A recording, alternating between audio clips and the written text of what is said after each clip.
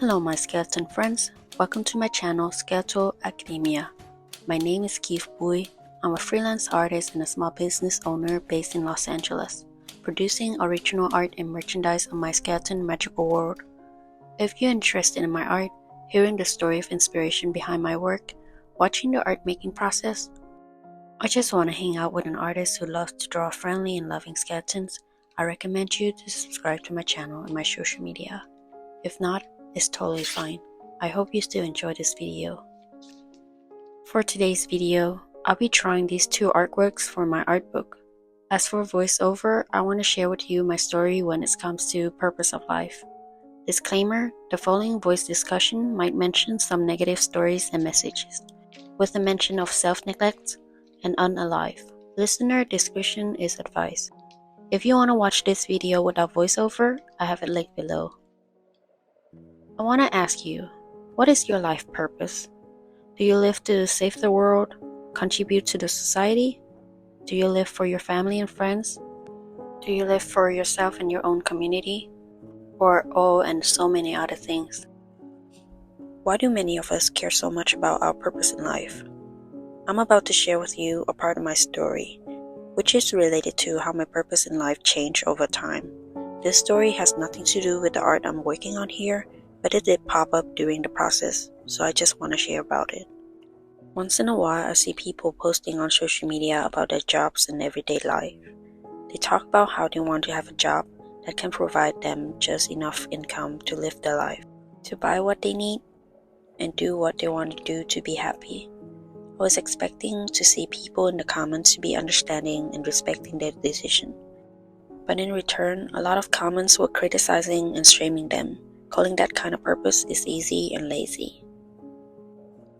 While in real life, people casually telling other people what they should be doing all the time, it's even easier and more aggressive for people on social media to do so, without caring about anything, no matter anyone's background, nor their life circumstance, nor their mental or physical health status. But don't you think that each person has the right to choose what their life purpose is, especially when they meant no harm to anyone? I used to ponder my life's purpose extensively, wondering how it mattered to anyone. It was an unhealthy habit of mine since childhood, since the day I was expected to grow up to be rich and famous by people I deeply care about. Consequently, any purpose I chose seems to loop back to meeting their expectations. Spoiler alert, I didn't become rich or famous, so I failed my life purpose. Just kidding, my life purpose shifted and I no longer relied on other expectations to define my path, that's all. But it wasn't like that before though. When I was a child, I dreamed to become an artist, and immediately that dream was put under a rock because of a few sentences like, being an artist is useless and you would be poor, so you would become a trash cleaner, said by some of the adults I look up to at that time. I can totally understand that. What they said could be influenced by their personal perspective, cultural, generational aspect, and even social norms. So I'm not surprised or disappointed whenever I remember that memory. There's nothing wrong with being an artist or trash cleaner. However, as a kid who knew nothing about how awesome artists and trash cleaners are, right after I heard that, I tried to think of a different dream for myself. I wish I have a dream like other kids around me, to become a nurse or a doctor, thinking that would earn me a lot of fame, respect, money, and become a hero who saved life. So I grew up studying hard and trying to be as nice and helpful as much as I can. That was me wanting to have someone else's dream while my own dream is being covered. I made a lot of mistakes along the way, but at least that pretend purpose of mine made me a not so bad of a kid.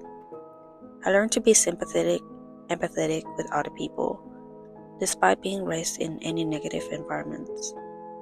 I kept my purpose somewhat straight. Although I drew a lot as a kid, but the dream of becoming an artist just didn't cross my mind again. That is also why I don't have any of my drawings of when I was a kid, because they had no purpose to me as soon as I'm done with drawing them. I changed my dreams and goals many times, but there was one purpose I always hold onto since middle school. That was to become a therapist, to save myself and others. Because at that time I was mistreated by my teachers, the reasons I mentioned in my previous video.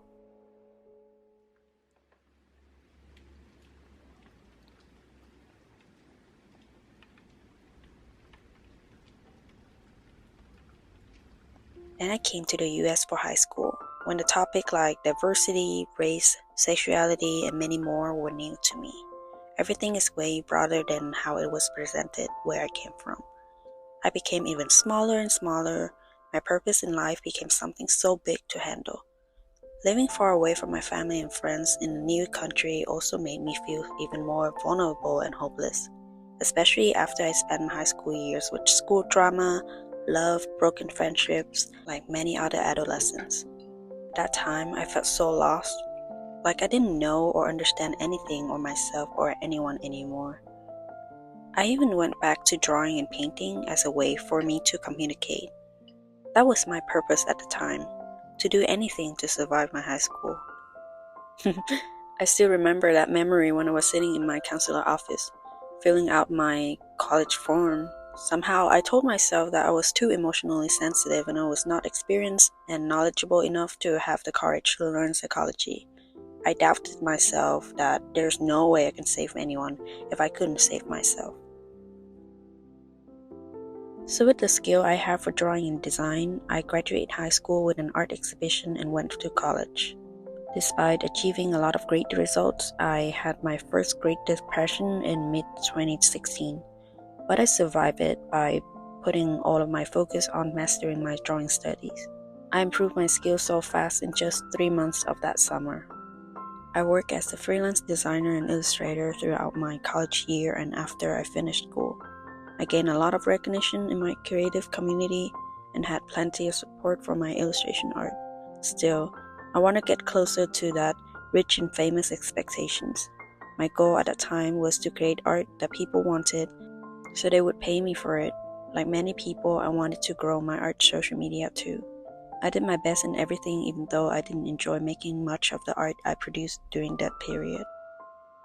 But no matter how hard I worked, how many people enjoyed my art at a time, or how much income I made, I still questioned my purpose in life when I saw those people who I valued so much continue doubting my ability and wasn't happy for my achievements. I thought I was okay with that, until it hurt me every time I think about their reaction.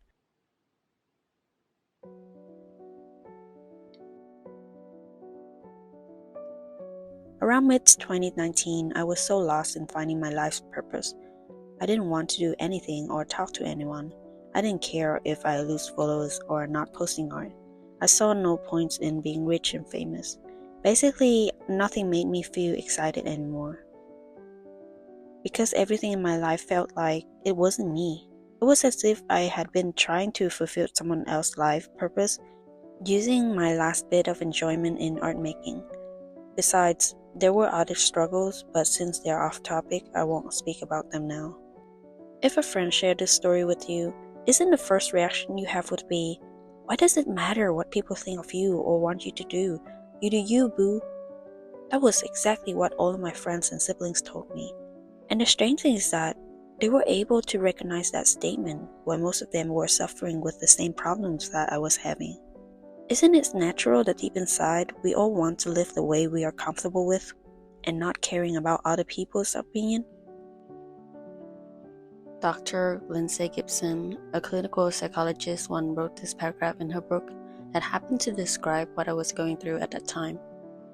Quote, "People who have disconnected from themselves discount their feelings by saying things like, I know this is stupid, but, or, this is such a small thing, and I'm embarrassing to admit it. Their attitudes toward their inner experience are full of shame. Not trusting their inner guidance, they are sheepish about their real feelings. But our inner experience is who we are. It's our job to notice and understand what goes inside us. To be emotionally healthy, we need to be as available to ourselves as we would be with someone we love. When we disregard our own feelings and thoughts, our inner world feels empty and we start obsessing over other people and external circumstances.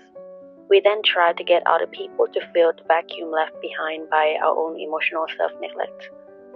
When we judgmentally reject our true thoughts and feelings, we create a life of anxious dependency in which no power is greater than someone else's opinion of us." End quote. It took a long time to recover, but I began searching for little things to do just to keep myself going. I started yearning to create the things I always loved to create since I was a kid. These were things I didn't dare to share with other people because I was afraid of judgment. But that is a story for another time. Nonetheless, I started revisiting my subconscious habits. What I naturally did when I didn't think about anything or anyone at all. While there were other challenges in my life, realizing my inner priorities brought me immense fulfillment. Knowing myself and doing what I truly want to do is what I find meaningful in my life today. I'm content even if I don't have a tomorrow, because I gotta do what means the most to me in my last moment. Shouldn't we be responsible for our own happiness, making that our purpose in life?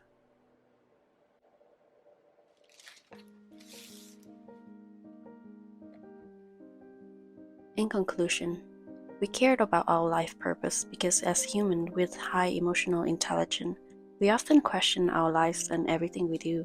We ponder whether certain foods is safe to eat, if owning certain things is beneficial or more. We strive to take control of our lives, contemplating our past, present, and future. However, there's no definitive answer to the purpose of life, as everyone has different priorities. While many people grapple with their purpose mentally, others do not. Although everyone should have a purpose in life to keep themselves active and healthy, it's also normal for many people not to have a clear purpose in their lives. No one asked to be born, but they continue to live out of gratitude and responsibility for the life that they were given. If they can contribute more to the world and society, that'd be wonderful, and they deserve praises and rewards. However, if they simply want to live for themselves within their comfort zone, taking care of themselves and not bothering anyone else, they shouldn't be shamed for it either. With over 8 billion people around the world, if individuals don't share about their lives, many may not realize that most people simply just want to survive day after day. There are countless individuals who wake up, go to work, or not go to work, follow their daily routines, go to sleep, and repeat. Some don't even have the privilege to survive the next day. There's no need to judge others for their lives when we can all just focus on our own happiness. That is the end of today's story. I just wish that by sharing my story, people who are going through the same experience would understand that there are so much more to life for us. It can be from the past, present, or future. It might take time for us to figure it out, but don't give up yet. Before this video ends, let me introduce to you this creative project I'm working on. I'm drawing artworks for my first art book about skeletal academia and its skeleton magical world, a lost soul kingdom.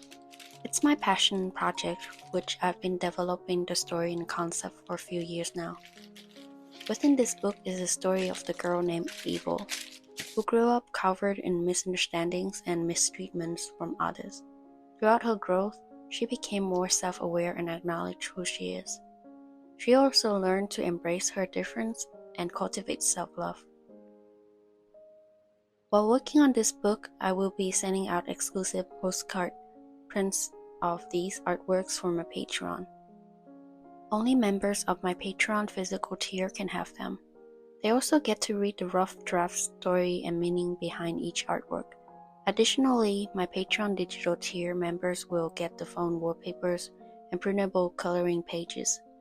If you're curious, please check out my Patreon. All the profits will help support my creative journey. If not, you can also share my video, leave a like, and comments as well. You can also check out my other videos that I upload on my channel. Thank you so much for your support. We have reached the end of this video. I hope you enjoy it. For now, please take care and I'll see you soon. Bye!